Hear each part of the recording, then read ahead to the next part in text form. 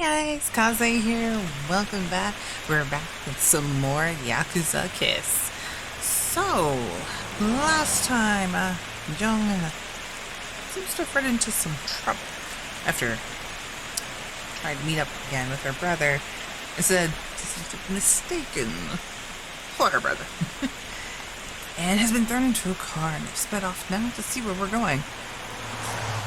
We're gonna get started with that. Of course, make sure to check out Pink Potion, the creator of this, and definitely follow their channel. Check out their Twitter as well. I'll put that in the description below, as well as a link to the game in the description. So let's get started.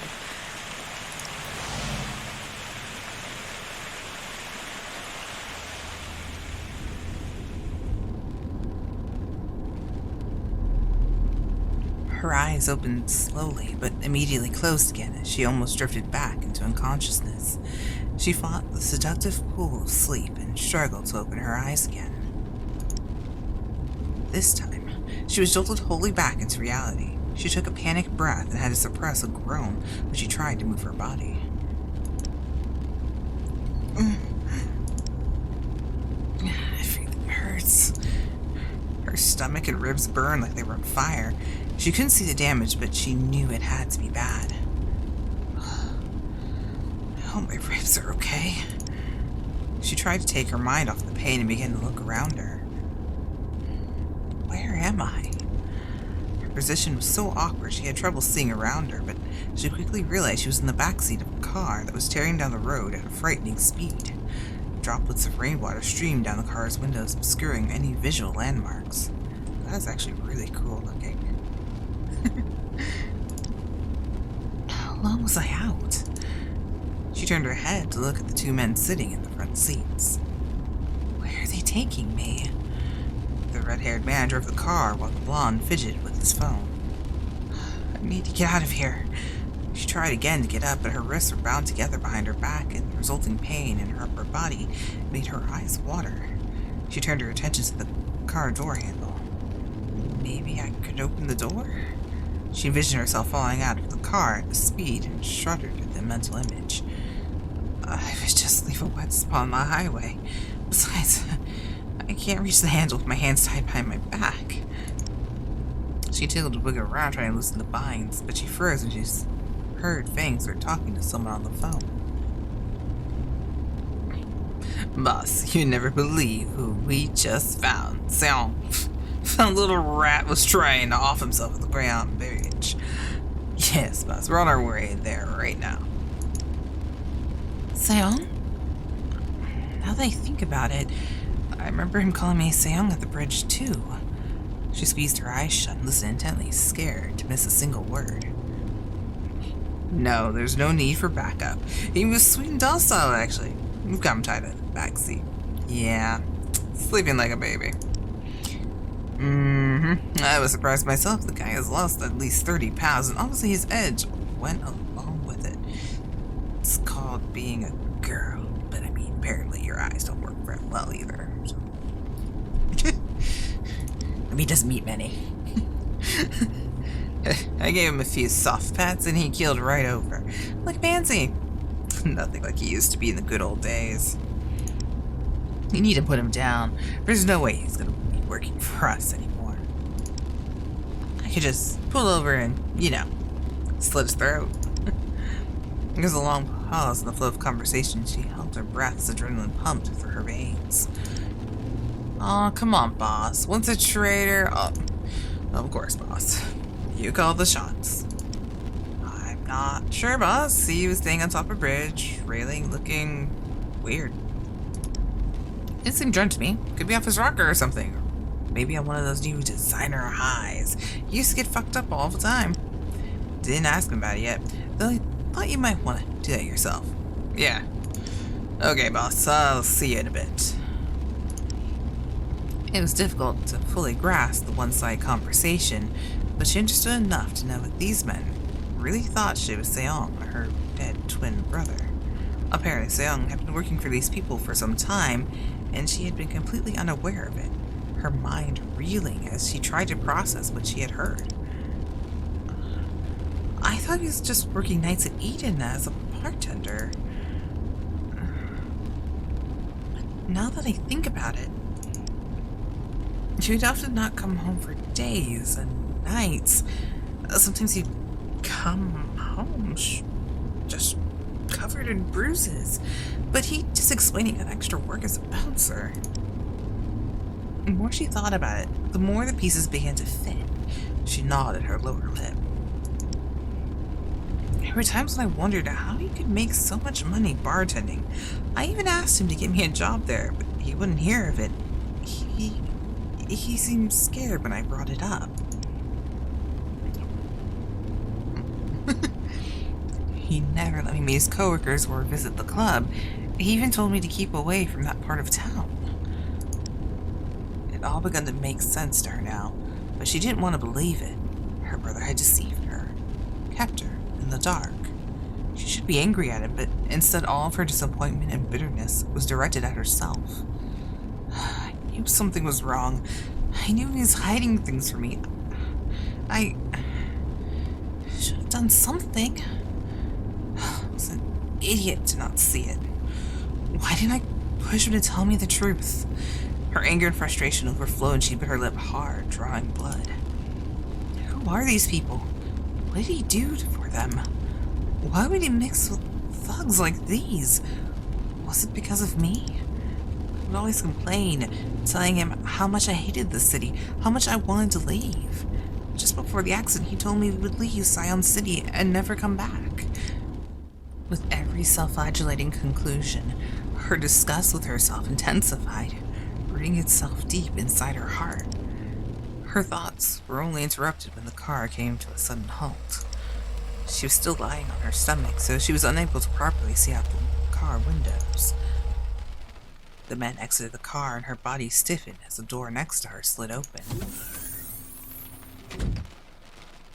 The smaller man appeared at the open door and peered down to look at her, his face filled with glee.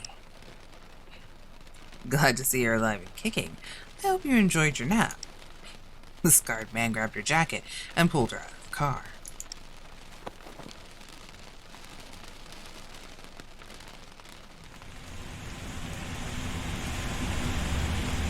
Her legs were wobbly, and the second he let her go, she fell.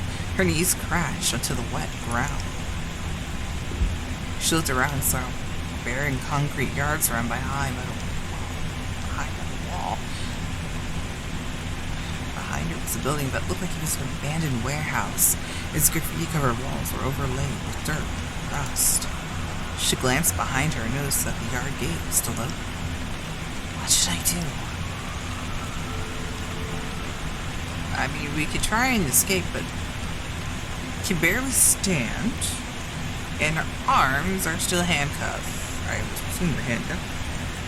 Maybe you're just tied up. That doesn't seem like very good options. I can't really run. If I fall, I just fall and just smash my face. So let's just go with them. Even though it's not that good of an idea, it's safer for yourself. She felt the urge to run, but she fought it back down. I might be able to outrun them normally, but not with my hands tied behind my back. They'll catch me, and it'll hurt me more. Before she had a chance to get back up, Fang walked up to her and grabbed her and hold her jacket. What are you? He pulled her to her feet and slapped her in the face hard. Damn, we helped with pain and surprise. Get moving. Blood trickled out from her nose and she felt another surge for trouble. Bastard. I guess these people will hurt me no matter what I do. Fang smiled. Don't look at me like that, Jeong. It's not my fault. You decided to fuck us over. You reap what you sow, buddy. She was half drunk, half pushed towards the warehouse entrance. A large metallic door opened slowly and they walked in.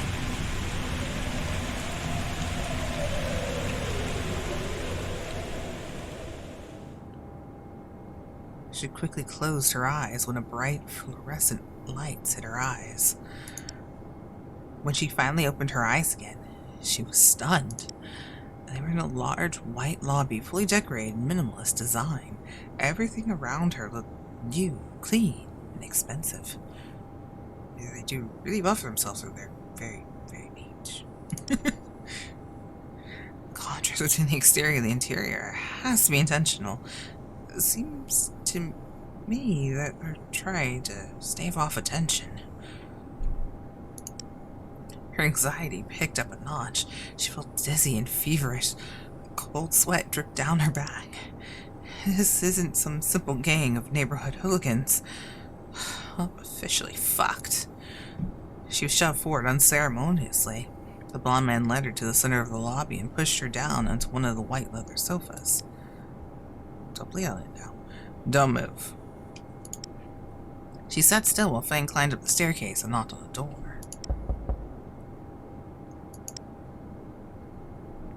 A moment later, the door opened. A tall man wearing a dark green suit greeted Fang and descended the staircase. Well, hello. His demeanor seemed relaxed and he was smiling pleasantly. This must be their boss. I think they called him Yuki. He doesn't seem as scary as his subordinates, at least. On a quick glance, his complexion looked pale and flawless, but when he got closer and turned to face her, she noticed a faded scar running across the entire left side of his face. I guess scars are a job requirement around here. She flinched when she noticed a dark tattoo coiling around his neck. Is that a snake? He settled down next to her and leisurely threw an arm over the sofa headrest. He sat there, silently looking at her, scanning her from head to toe. She felt like a lamb brought to the slaughter. She purposely averted her eyes from his gaze, focusing on his clothes instead. His extravagant suit was tailored to perfection, accenting his broad shoulders. Her eyes fixed on a lavish green fabric. It glistened faintly, and she noticed it was speckled with tiny scales. Snake scales. She swallowed and let her eyes wander upwards. Across his immaculate ivory silk shirt, he wasn't wearing a tie, and the slightly parted shirt collar revealed some of his toned chest. Finally, she looked up at his face. His features were a mixture of hard and soft, his creamy skin, full lips, and somber brows contrasting sharply with his intense eyes and the jagged scar running all the way across his forehead to his lower lip. I don't think he got that from slipping in the shower. She froze as he swiped a few silver strands away from his face. She instinctively held her breath as a pair of piercing emerald eyes settled on her. He licked his lips and smiled at her. I'm so happy to see you again, Sil. His deep, husky voice had a weirdly calming effect on her. Behind the honeyed words and disarming smile, she felt a note of restraint so fragile it might shatter at any moment. She could feel him study her face and his eyes fixing on her nose. My nose? Oh. Fang, was all this really necessary? He motioned at her bloodied face. Sorry, boss, he didn't fully cooperate. Jeong gave Fang a dirty glance, but she forgot her anger when the man next to her continued to speak. I actually liked you a lot. You always did what I told you and rarely messed up. Truth be told, you were one of my best enforcers. I trusted you. And then, completely out of the blue, you took my money and vanished. Xiang stole from them? Yuki sighed and looked at her with more intensity, his smile turning predatory. I used to pride myself on my ability to pick trustworthy members for my team. So needless to say, this was a first for me. For a long time, the incident was all the four syndicates talked about. I had to go kowtow on in front of the other family bosses. I had to make amends for my mistake. So, you can understand I was pretty distraught and very much needed to find you. We searched all of your favorite clubs, bars, and every capsule hotel within Cyan City. We went through all the rat-infested hellhole apartments we had on file for you, but found nothing. Even your police records were heavily redacted. Honestly, I was kind of impressed with all the work you must have gone through to hide and erase your personal life from us. This, of course, made obvious you were planning something from the start, or you had something to hide. There are rumors on the streets that you were dead. In the end, I almost gave up on finding you. How lucky for us, both, you finally surfaced, and that, at least for now, you're alive and well. She was still looking away, but she felt his eyes on her, making her heart beat erratically. She could now sense the open malice exuding from him, and something else, something she couldn't recognize. She bit her bottom lip and tried to stay as still as possible. Now, why won't you tell me why you decided to betray us? Jeong looked up to face his green eyes. What should I say?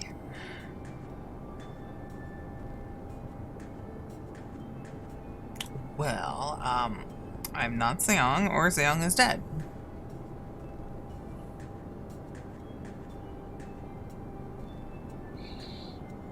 Well, I mean, both are true. Well, it's more like I feel like I should just choose something that will probably not get me killed. I feel like if I click Seong is dead, it's like, well, we can arrange that. I'd be like, that's not what I meant. So I don't know. Well, Leah, we're being honest. I mean, we'll just cut to the chase. He's dead. I'm sorry. Her head felt like it was about to split. She tried to ignore the sharp, throbbing pain in her temples and come up with a sensible answer. Maybe I should just tell him the truth. She squeezed her eyes shut for a moment, trying to organize her thoughts. She began to talk, bracing for whatever came next. I'm not Seong. He's dead. Jeong barely managed to start the sentence when Fang lunged at her and punched her in the face. How stupid do you think we are? Her head snapped back as the forceful blow almost took her head off. She slumped down the sofa on top of her bound hands. Her lower lip was torn and bleeding, and blood dripped down her chin. The world around her spun out of control, and black stars filled her vision. I can't black out. Yuki looked over her, his fingers gripping the silver fabric as he frowned. There's no need for that, Fang. Leave the room. You too, Eiji.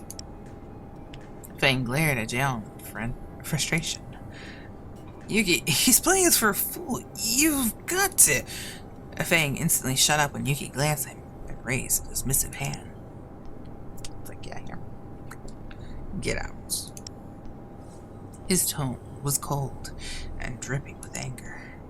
Fang and Eiji looked at each other, filled with disappointment, but they quickly disappeared through one of the doors. She was surprised by their meek reactions. It was more than just work hierarchy. They're scared of him. Jeong lay on the sofa coughing, blood oozing from her nose and mouth. They were alone in the room. She felt his gaze on her again. The leather sofa creaked as he leaned over her body.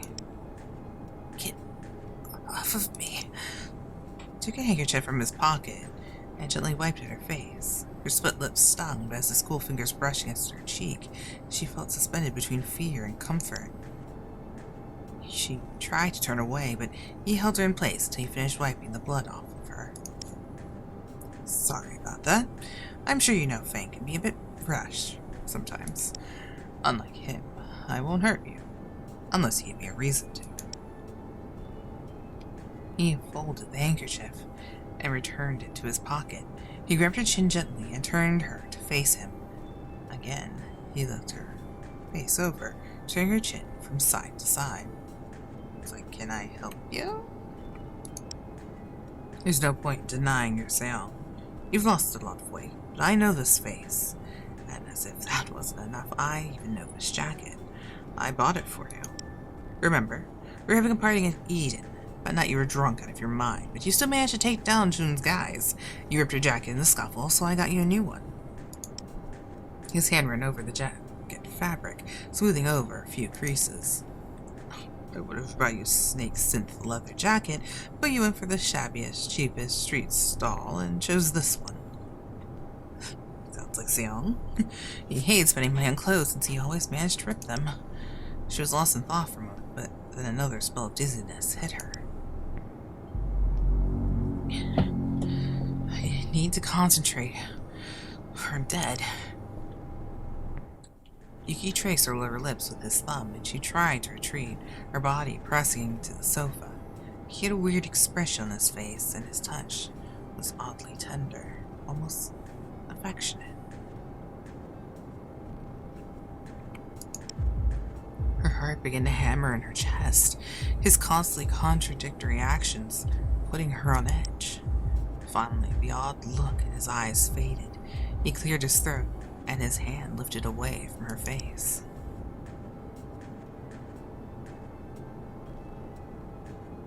If you're not Jeong, can you explain why you look exactly like him? He gazed at her for a moment longer, but as she averted her eyes, he let out a deep sigh. Jeong squeezed her eyes shut. Her headache had reached an unbearable level, and she was fed up with his cat and mouse bullshit. If I tell him the truth, it's the worst they can do to me. She cringes, her mind filled with countless grotesque possibilities. Good to know she has an idea. Well, I'll probably start by selling my organs to the highest black market bidder. Then, if I'm still alive after that, they might force me to work in a soul plan, or they might skip all that and chop me into tiny little pieces. Her thoughts were interrupted when Yuki reached over and pinched her cheek with his fingers. Hey, can you please focus? He let go of her cheek and leaned back. He tilted his head to one side, but his eyes remained fixed on hers. She tried to sink deeper into the sofa while her panicked eyes flew across the large room, attempting in vain to find a way out. If I lie, and I tell them I'm Jeong, they might kill me on the spot. But then again, if I tell them the truth, I have no idea what they'll do to me, and it could be something even worse. We both know you're Jeong, so let's just skip this part, shall we?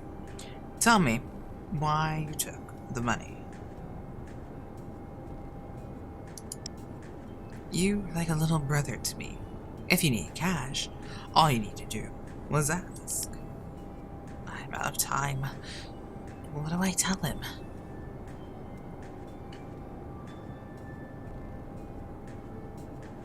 I'm Jeong's twin and I didn't take your fucking money. I'm Jeong, but I don't know where your money is. I'm not gonna lie, that last one probably will get you killed. It's like, yeah, I'm gonna accept I'm my brother and I have no idea where that money is. Just be like, dude, you don't know where the money is? It's like, what'd you do? Just toss it somewhere. You have to know somehow. Oh, so would hope, right? We're just gonna go with just be honest. Honestly, Yakuza, there's bad things that can happen either way. Just go with your gut. Go with the gut. I'm a twin. And I totally didn't take your money. She felt like she'd been chased into a corner. Scared and desperate like a hurt animal, she lashed out. I look like him because I'm his goddamn twin, you fuckwad. Also, I didn't take your fucking money. He was silent for a long time. His eyes was going to twitch and his lips pressed together tightly. She swallowed hard as his hand clutched the sofa headrest and his knuckles turned white. She closed her eyes, bracing for the punch or stab that would surely come her way. Instead, to her shock, Yuki began to laugh. He laughed for a full minute before he stopped and wiped at his eyes. Now I definitely know it's you, Jeong. Who else would look me in the straight in the eyes and say something so completely asinine? Not to mention, call me a fuckwad of all things. Angry person? I'm sure they probably have other insults up their sleeves, but I'm sure they can come up with something. Her eyes met, and she inhaled sharply as the expression of his face suddenly changed. His face went slack, his mischievous smile completely gone, and his eyes reflected nothing but cold and animosity. She kept staring at her for what seemed like forever. She knew whatever was coming next wouldn't be good. Finally, he sighed and ran a hand through his hair. Cyan, I've known you for... let me see. 3 years. You know who I am. Stop playing these useless little games, or I will have to hurt you. Jeong didn't say anything. She just lay there waiting. You're really gonna make me do this? He looked at her questioningly, but she turned away. Fine. He grabbed her throat in a gentle, firm hold. His voice was flat and cold. The look in his eyes was devoid of emotion. You, of all people, should know that I have my limits. She felt his body press against hers. She whimpered in pain when her aching stomach and ribs were pinned under his body weight. For a moment he looked puzzled at her reaction, but he didn't move. Believe me, I take no pleasure in this, but you leave me no choice. He stared at her with a blank expression as the grip around her throat began to tighten.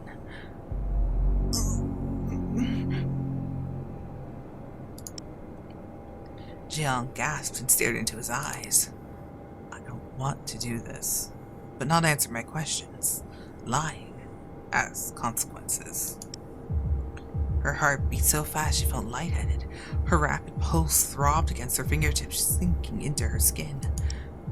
He was getting hard to breathe, and her fear was turning to full-blown panic. I need to do something. Why did you take the money sale? Did someone put you up to it? Her mind was racing, trying to find a way out. I need you to tell me. Yuki's grip tightened so much she could no longer breathe at all. What should I do?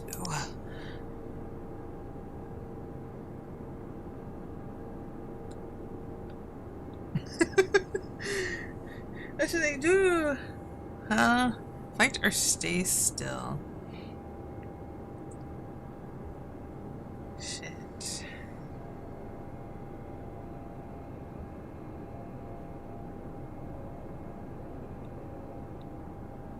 It's like, what?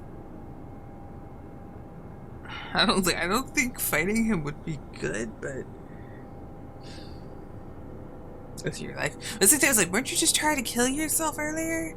So what's so it's like, what's the point again? I was like, technically you're getting the same thing you wanted, so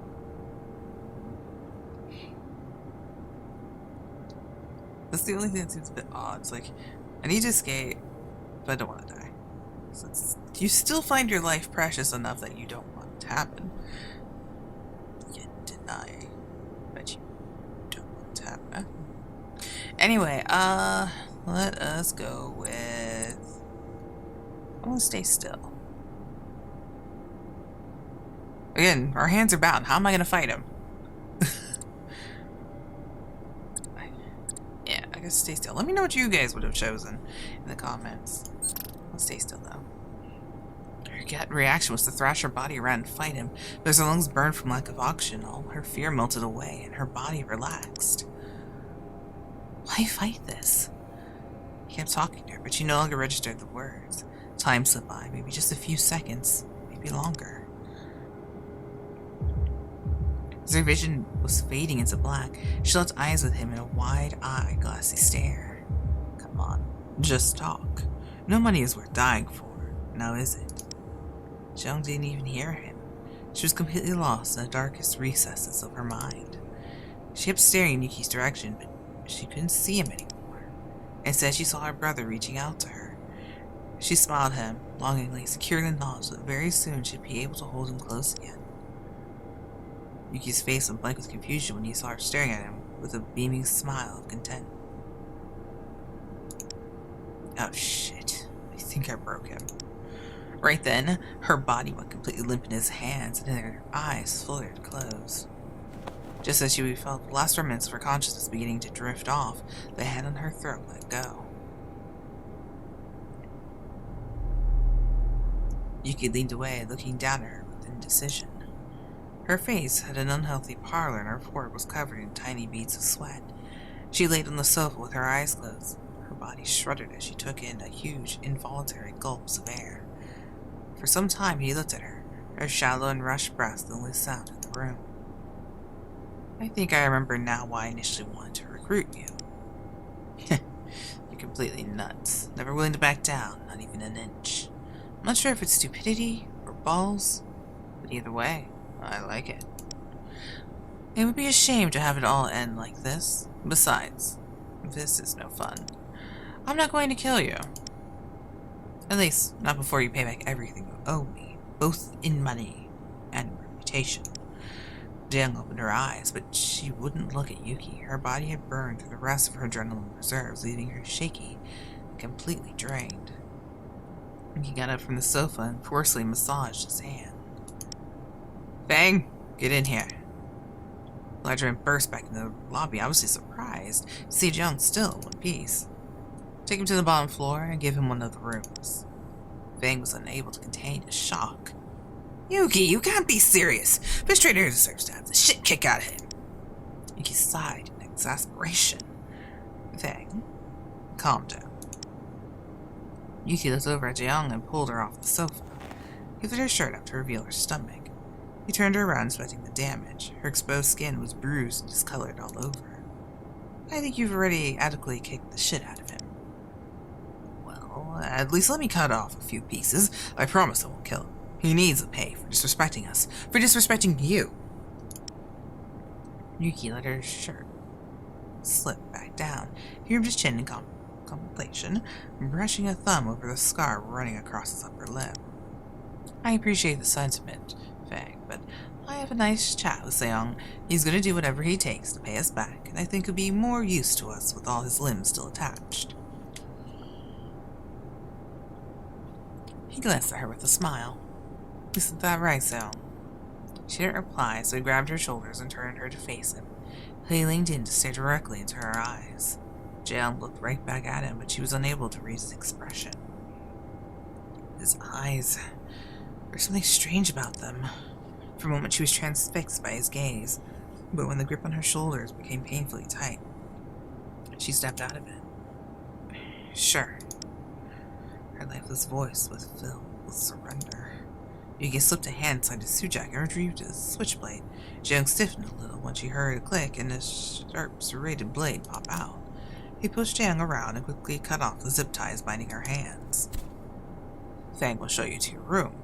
You will start working first thing tomorrow morning, so I suggest you get some rest.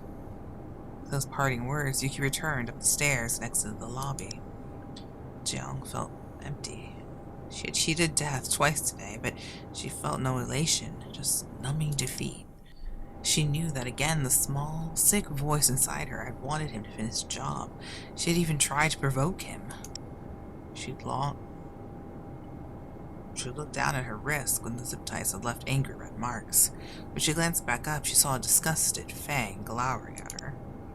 Let's go. I made friends. Sort of. Jeong followed Fang down the creaking metal staircase.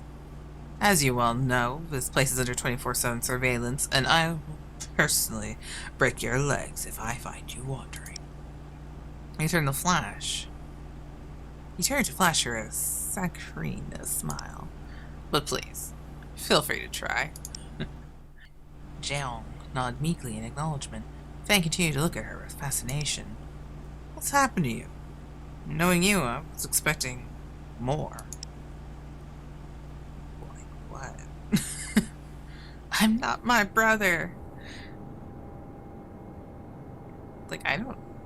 I barely knew he worked here. I don't know how he would react in any of this. He entered a dark corridor. The blue hue and the dim ceiling lights made the hallway look cold and bleak. Her feet skidded across the floor tiles as he dragged her along with him, one of his hands clutching at her neck and the other poked her in the ribs every time she staggered and slowed her steps. They passed by several large metal doors before he led her to the one on the far end. I don't understand why Yuki didn't just cut your throat. You should be fucking grateful. Must be a financial decision. He lifted one of his hands up to her face, extending and wiggling his fingers in the air. If it were up to me, you'd lose at least a few digits. He shook his upheld hand. Most of his pinky was missing. Her eyes widened with a sudden realization. Although, in your case, even ripping out your tongue might not be enough. Yeah, definitely not enough. I'm not that bothered though, since I'm sure that sooner or later, you will fuck up. When that happens, I will be there waiting. With his not-so-idle threat made, he smiled at her and pushed her through the doorway. The door quickly shut behind her, and she heard the electronic lock activate. She listened to the sound of his receding footsteps, but after a while it was quiet. She stood there in complete darkness. I am sure of it now. Expensive suits, tattoos, flashy cars, low-profile hideaways, cutting off fingers. These people are Yakuza. She fumbled around the darkness until her hand touched a small indentation on the wall. She pressed a finger against it.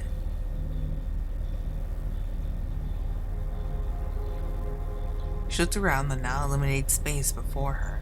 The room was compact, but it did have a bed and a small bathroom. It was pretty bare, but at least it was clean. For a moment, she continued to simply stand in the middle of the silent room, cell-shocked. What the hell just happened? It all felt like a fever dream now. I was working at Mega Mart. Then I went home. I felt ill, and I somehow ended up at the Koyong Bridge where they spotted me. She could recall looking down at the black river water, and regret flooded her heart.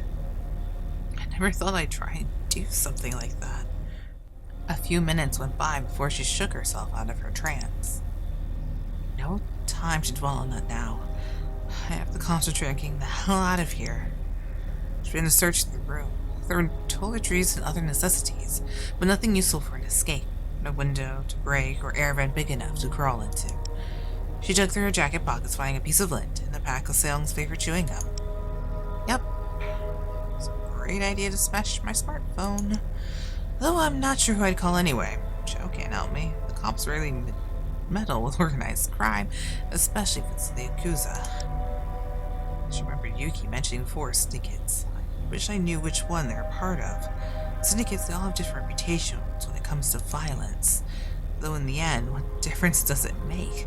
They're all just different flavors of bad. She walked over to the bed and collapsed on it. What the hell am I supposed to do? She shook her onto a ball.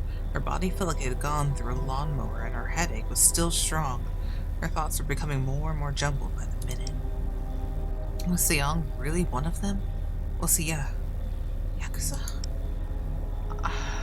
I always saw him wearing normal clothes to work. But it would have been easy to fool me. I gladly took the money he brought home. I didn't ask questions. Jeong felt another painful pang of remorse. I must have been too absorbed with myself to pay enough attention. She laid still, hundreds of regrets and questions pushing down on her like a ton of bricks. I want to leave this place as soon as possible. I need to know why Seong was here, what he was doing with these people. I need to know why he decided to live like this. I need to know if it was my fault. Jeong lay silent for a long while, weighing her options. Finally, she let out a shuddering sigh. For now, I think it's best to pretend I'm Seong and look for a chance to run. There's no way I can fool him for very long, but it's my only option to make it out of here. As she tried to craft an escape plan, the mental and physical exhaustion finally took their toll. She drifted off into a dreamless sleep in the still room, unaware that today had been only the beginning of her journey into darkness, a journey filled with pain, hope, and desire.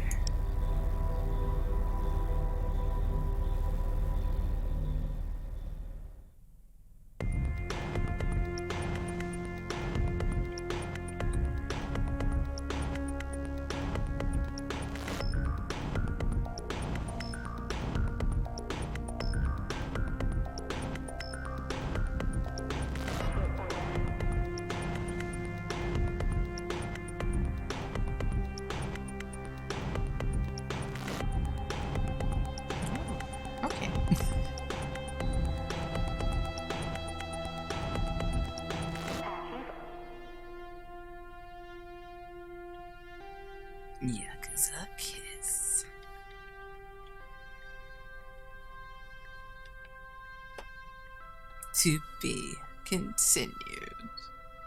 And Yakuza 2. Oh, that was actually pretty good. I love that. I do wonder, how long will it take for them to actually realize that we are a girl? I was like, you think he would notice while he's kind of pressed himself against her? Or maybe we're just that flat. I don't know. I don't know. But other than that, yeah, that was really good. I really enjoyed it. Let me know what you guys think in the comments below. What do you think is going to happen next? I really want to hear what you guys think. And of course, don't forget to check out Pink Potion's YouTube channel. Of course, check out the game itself. The link for that is in the description below. Definitely check it out. Make sure to follow on Twitter as well. I'll put all her stuff there. I hope to see you guys in the next video. When Chapter 2 is released, we'll definitely make a video. But we have to wait until that comes out before we can do it. So, we have a wait to do. Let me hear your thoughts. I will see you guys in the next video. Until then, bye! Kaze out.